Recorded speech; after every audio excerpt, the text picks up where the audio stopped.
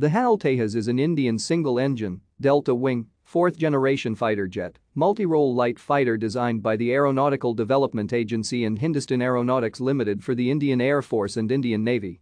It came from the Light Combat Aircraft program, which began in the 1980s to replace India's aging MiG-21 fighters.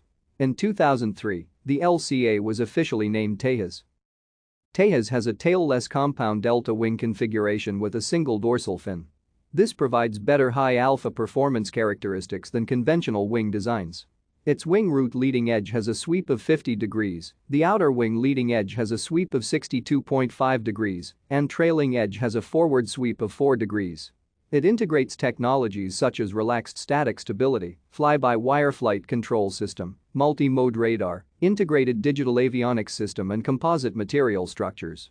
It is the smallest and lightest in its class of contemporary supersonic combat aircraft. The Tejas is the second supersonic fighter developed by Hindustan Aeronautics Limited after the HAL HF-24 Merit. Thank you for watching. Like and subscribe if you would like to view more of our videos. Have a nice day.